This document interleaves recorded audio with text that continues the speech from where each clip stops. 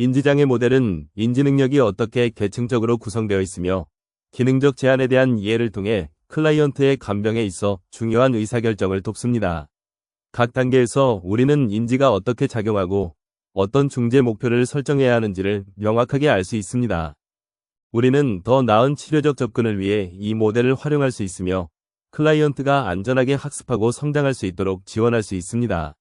우리의 의사소통 능력도 이 과정에서 중요한 역할을 하며 인지장애가 그에 미치는 영향을 이해하는 것은 필수적입니다. 목차는 첫 번째, 인지장애 모델, 인지장애 모델 이론, 조직화, 인지단계, 치료적 중재, 치료의 단계, 환경적 보상, 클라이언트 평가와 데이터 사용, 그리고 과제 분석 순으로 설명하겠습니다. 먼저 인지장애 모델입니다. 인지는 다소간이라도 인지 능력의 단일의 계층적, 연속적이라 개념화하고 있습니다. 최고 차원의 기능 수준에서부터 중증의 기능 장애에 이르는 계층적으로 단계 부여가 된 인지 수준이라는 점에서 인지 능력과 제한을 말하고 있습니다. 기능적 제한의 범위를 설명하고 클라이언트의 간병에 관한 작업치료사의 의사결정을 유도하기 위해 이 인지 수준을 사용하는 것은 어떻게 적용되는가의 핵심적인 특징입니다.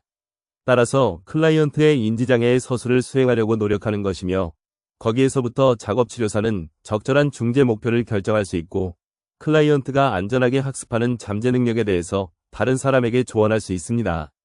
인지장애 모델은 원래 정신장애에 대한 접근법으로서 개발된 것이며 현재는 인지 제한이 관찰되는 다른 클라이언트 집단에도 응용이 되고 있습니다. 사람들이 과제를 수행하는 동안에 정보를 처리하는 과정에서 나타낸 제한의 종류를 서술하는 데 있어서의 관심으로부터 시작이 되었습니다. 의학적 또는 정신의학적 상태로부터 초래된 장애에 초점을 계속 맞추고 있고 클라이언트의 기능적 제한의 평가를 강조하고 있습니다. 클라이언트의 제한된 능력에 대해서 경고하는 것과 위험한 상태를 예방하기 위해 필요한 감시, 환경적 변경, 환자의 합법적 제한을 이룩하는 것을 강하게 강조하고 있습니다. 모델의 이름이 의미하고 있는 것처럼 기능적 제한에 대한 접근법은 인지 능력에 대해 관심을 갖습니다. 인지 능력의 장애는 뇌가 어떻게 작용하는가를 제한하는 위학적 조건으로부터 초래되는 일상적인 활동을 안전하게 시행하는 데 필요한 정보를 처리할 수 없는 것을 가리키고 있습니다. 인지장애 모델은 뇌의 조직화와 기능장애가 인지 처리의 어려움의 기초라고 가정하고 있으나 뇌의 행동의 관계 또는 특정 뇌의 기능장애가 행위의 기초를 이루는 인지의 질에 어떠한 영향이 있는가를 설명하려 하고 있지는 않습니다. 오히려 인지의 손상이 일상생활 과제의 수행에 어떠한 영향을 미치고 있는가에 초점을 두고 있습니다. 수의적 운동행동을 정신에 의해서 유도되는 감각적 단서에 대한 행동상의 반응으로서 정의를 내리고 있고 최근에는 의사소통 능력도 이 모델 안에 포함되어 있어 의사소통 능력은 인지 수준의 기능이라고 생각되고 있습니다. 따라서 인지가 손상되면 의사소통의 제한을 예상할 수 있습니다. 조직화는 이 모델에 따르는 뇌의 인지를 결정하고 인지는 다시 수의적 운동행동을 유도합니다. 설명의 초점은 뇌와 인지와의 관계가 아니라 과제 수행을 결정할 때의 인지의 역할에 맞춰져 있고 과제 수행의 인지적 측면과 인지 기능의 연속성, 즉 인지 기능 수준에 집중하고 있습니다. 과제 수행의 인지적 측면을 보면 인지장애 모델에서는 인지를 정의하고 있지 않지만 인지가 목적의 형성과 운동활동을 유도하기 위한 정보 처리에 의한 감각적 단서에 반응하는 것을 주의, 행동, 목적, 경험, 처리, 시간이 포함한다고 언급하였습니다. 주의는 감각적 단서에 대한 선택적 반응성이고 행동은 과제 수행해 볼 수 있는 운동활동을 가리킵니다. 목적은 감각적 단서에 대한 운동 반응을 유도하는 의도를 의미합니다. 경험이란 사람이 과제에 관여할 때 어떻게 하는 것인가를 의미합니다. 처리란 목적을 달성하기 위해 취할 수 있는 행위의 과정을 가리키고 시간이란 감각적 단서에 대해서 시행되는 수의적 운동 반응 안에 제시되는 사람과 감각 운동적 연합을 유지하는 기간입니다. 이러한 측면은 당초 인지 수준을 따라간 과제 수행의 특성을 서술하는 기초로 사용되었습니다. 인지 단계는 각각의 레벨에 상세한 기준이 개발되어 있는데 각 레벨이 기능과 손상을 어떻게 설명하는가의 개요를 나타내고 인지장애 모델이 계층으로 나뉜 6개의 인지 수준의 연속성을 제한하고 있습니다. 1. 혼수 2. 자동행동 3. 자세행동 4. 손에 의한 행동 5.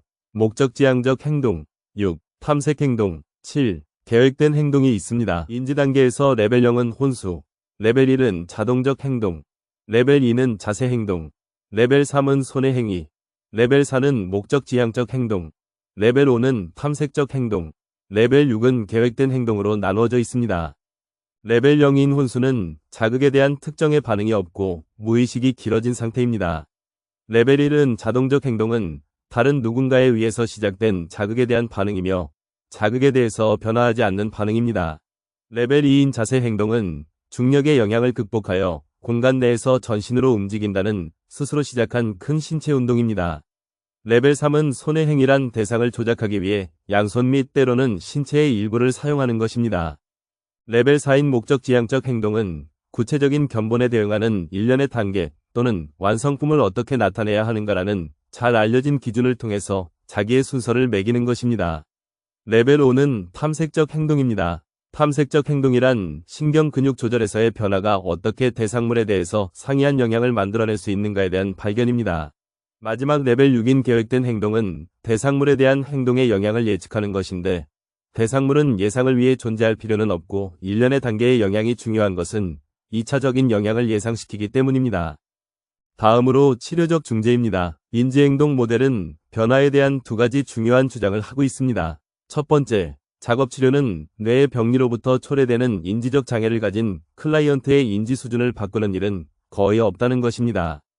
인지 수준의 변화는 질병의 자연스러운 경과나 투약의 효과에 기인하는 것이라고 생각되고 있습니다. 최근에 와서 알렌은 작업치료사가 인지 수준에서의 변화와 관계가 있고 있을지도 모른다고 보고하고 있으나 인간관계를 주장하고 있지는 않습니다.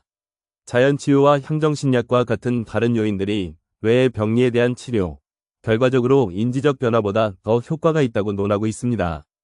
두 번째 주장은 뇌의 손상은 학습의 제한을 가져온다는 것입니다. 레벨 4 이하의 사람은 새로운 행동을 학습하는데 엄격한 제한이 있다고 생각이 듭니다. 구체적으로는 레벨 4 이하의 클라이언트는 일반화할 수 없고 신기로움은 레벨 1에서부터 4에서는 무시되어 새로운 기능을 가르치는 것이 불가능하게 한다고 주장합니다. 두 가지 주장으로부터 가정한다면 중재 접근은 인지 수준에서의 변화를 감시하고 클라이언트가 기능하고 있는 수준에 적합하도록 중재를 조정할 것을 강조합니다. 클라이언트의 기능에서 인지 수준이 안정되거나 또는 진행성인 침해와 같이 악화하고 있다면 중재는 간병인에게 정보와 가이드라인을 제공하고 그 클라이언트의 기능적 제한과 능력을 관리하거나 조정하기 위해 계획된 다른 전략을 제공합니다. 클라이언트의 기능 수준이 확정되면 중재에 대해서 가이드라인을 제공하고 클라이언트는 단계간에 보다 높은 수준에서의 정보를 처리할 기회를 제공받아야 하지만 불쾌, 욕구불만 또는 혼란을 초래하는 작용을 시키도록 강제돼서는 안 됩니다. 만약 클라이언트가 바란다면 보다 높은 기능에 도전할 수 있도록 하고 강제성을 띄워서는 안 됩니다. 이 가이드라인은 가능하다고 판단되는 능력보다도 높은 인지 수준을 필요로 하는 기능으로 작용하는 것은 유익하지 않다는 논의에 기초하고 있습니다. 인지장애 모델은 치료를 질병의 4단계인 급성기, 급성후기, 재활기, 장기간으로 나누고 있으며 각각의 치료에는 그 자체의 의미가 있습니다. 급성기의 단계 동안의 작업치료사는 클라이언트의 인지 수준을 평가합니다. 급성후기의 단계에서는 클라이언트는 인지 수준에 적합한 활동에 관여할 수 있으나 작업치료사는 인지 수준의 어떠한 변화도 직접 감지하여 퇴원할 때쯤 어느 정도의 지원이 필요한지를 권고합니다. 알렌은 클라이언트가 재활기의 단계에서는 기대되는 인지 수준의 변화가 거의 없다고 주장하고 있습니다. 따라서 적응 가능한 도구를 제공하거나 환경을 수정하거나 간병인에게 지원을 제공하는 것을 가르치는 것은 클라이언트의 수행을 개선시키도록 강조합니다. 이 단계에서의 활동 분석은 작업치료사가 클라이언트에게 적절한 수준의 활동을 제공하는 것을 가능케 합니다. 더욱 이 클라이언트의 능력을 넘어선 활동을 피하거나 또는 적절한 수정이나 감독하여 시행을 할 수 있습니다. 이 단계에서의 활동 분석은 작업치료사가 클라이언트에게 적절한 수준의 활동을 제공하는 것을 가능케 합니다. 더욱 이 클라이언트의 능력을 넘어선 활동을 피하거나 또는 적절한 수정이나 감독하여 시행을 할 수 있습니다. 장기간의 관리는 인지 수준 3과 4에서 기능하고 있는 사람들을 위한 지역사회의 기초를 둔 활동 프로그램을 제공을 가르칩니다. 환경적 보상은 치료의 주된 접근은 클라이언트의 기능적 능력의 제한에 대한 환경적 보상입니다. 이 접근법은 질병 과정 자체에 대처하리보다도 질병이 남긴 역량에 순응할 것을 강조하고 있습니다. 작업치료 서비스가 클라이언트의 인지 수준에 영향을 미친다는 것은 기대하지 않으므로 인지적 개선은 작업치료의 목적은 아닙니다. 오히려 작업치료사는 인지 손상의 수준을 기록하고 클라이언트가 가능할 수 있는 과제 환경을 제공을 합니다. 이 모델에 따르면 클라이언트가 인지 제한을 갖고 있다고 하더라도 자기가 할 수 있는 과제를 클라이언트에게 주는 것은 클라이언트를 보다 기능적으로 한다고 말하고 있습니다. 클라이언트에게 자기의 영구적인 구체적인 제안을 이해하고 받아들이도록 하는 것에 있습니다. 클라이언트에게 자기의 과제 수행에 대해서 구체적인 피드백을 제공함으로써 달성이 됩니다. 인지장애를 가진 사람이 문제가 없이 기능할 수 있도록 제한적 요소를 줄인 환경을 확인하는 것에 있습니다. 또한 작업치료사의 역할에는 장애인의 제안이나 장애인이 기능하기 위해 필요한 자원에 관한 현실적인 정보를 간병인에게 제공하는 것이 포함됩니다. 환경적 보상의 주요 목표는 첫째, 성취할 수 있는 과제를 클라이언트에게 제공할 수 있는지, 둘째, 클라이언트가 항구적 제한을 이해하고 이를 수행하는 것이 가능한지, 셋째, 사람이 문제없이 기능할 수 있는 것을 목표로 합니다. 다음은 클라이언트 평가와 데이터 사용에 관한 것입니다. 클라이언트 평가에서 기능 수준의 상세한 평가는 인지장애 모델로 사용하기 위해 개발되어 왔고, 일상과제 목록, 알렌 인지 수준 검사, 그리고 인지적 수행 검사가 포함되어 있습니다. 일상과제 목록은 클라이언트와의 면접 또는 클라이언트 수행의 관찰에 의해서 실시하게 됩니다. 레벨 1에서 4는 클라이언트에 대한 평가의 신뢰성에 문제가 많다고 생각되고 있고, 또한 간병인과 면접을 하는 것에 의해서 실시될 수도 있습니다. 인지장애 모델은 클라이언트의 평가, 과제 분석, 치료에서의 과제 선택을 위한 상세하고 특정의 절차를 제공합니다. 클라이언트 평가에서 일상과제 목록은 클라이언트와의 면접 또는 클라이언트 수행의 관찰에 의해서 실시가 됩니다. 관찰이 사용되는 경우에는 1회 수행으로는 클라이언트의 수준에 대해서 편향된 해석을 할 수 있기 때문에 이 1회 이상의 활동으로 관찰할 것을 권장을 합니다. 일상과제 목록은 계속 이어지는 지시, 협력, 그리고 감시하는 것보다 일반적 행동, 몸 단정, 착탈해, 목욕, 쇼핑, 세탁과 같은 32개의 일상활동으로 구성됩니다. 각각의 과제는 수행의 6개의 인지 모델에 대응하여 서술되어 있습니다.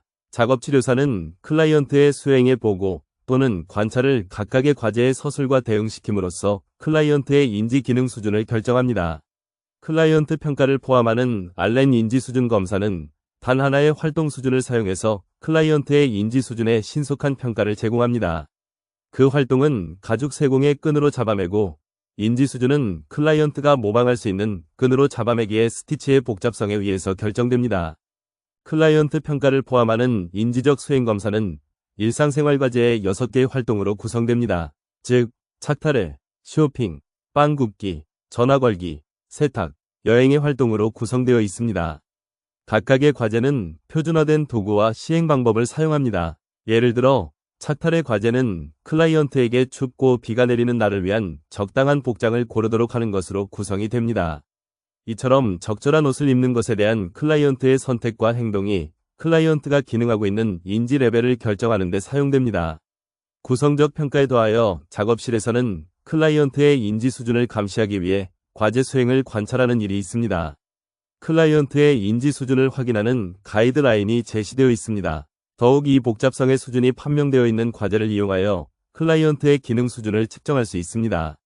작업치료사는 과제의 인지적 요구를 결정하기 위해 과제를 분석하고 그것을 할 수 있는지 어떤지를 관찰합니다.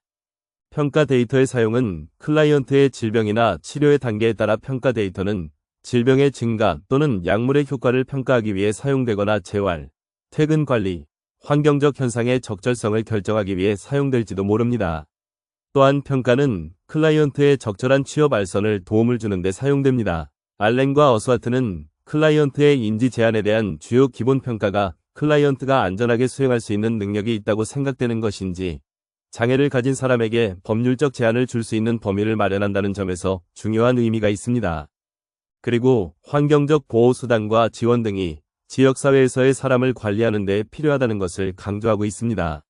인지장애라는 생각을 능력에 대한 법률적 정의 및 통상적인 케어라 하면 떠오르는 연상 개념과 밀접하게 연관되어 있다고 보고 있습니다. 통상적인 케어는 일반적인 문화적인 기준에 따라 도리에 맞는 노력과 판단을 가리키는 법률 용어이고, 알렌과 어스와트는 인지 수준 6은 법적으로 능력이 있다고 정의되는 것이 시사하는 바가 높다고 했습니다.